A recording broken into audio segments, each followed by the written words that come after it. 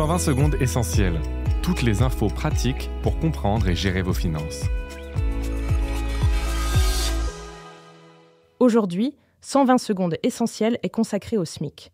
Le salaire minimum interprofessionnel de croissance correspond au salaire horaire minimum légal, en dessous duquel un salarié ne peut pas être rémunéré. Un employeur qui verse à son salarié un salaire inférieur au SMIC peut être condamné à une amende de 1 500 € et à verser des dommages et intérêts.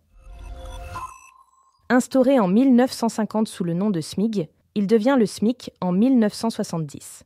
Depuis 1952, il est indexé sur la hausse des prix et est revalorisé en fonction de l'inflation. Le SMIC concerne tous les salariés majeurs du secteur privé. Au 1er janvier 2024, 2,7 millions d'entre eux touchaient le SMIC, soit près d'un salarié sur 7. Les revenus pris en compte dans le calcul du SMIC sont le salaire de base, les avantages en nature et les primes liées à la productivité. En revanche, les remboursements de frais, les majorations pour heures supplémentaires ou encore les primes de participation, d'intéressement ou d'ancienneté ne sont pas concernés.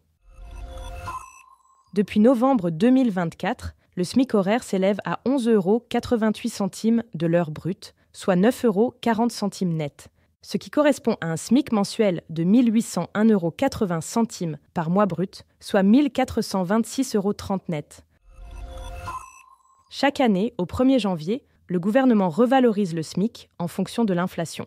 En 2025, cette revalorisation a été avancée au 1er novembre 2024. Des augmentations exceptionnelles du SMIC peuvent être accordées au cours de l'année, si l'inflation l'exige ou si le gouvernement décide d'un coup de pouce. Ce podcast a été écrit par les journalistes de Capital et mis en voix par une intelligence artificielle. Abonnez-vous sur votre plateforme habituelle pour écouter chaque épisode dès sa sortie.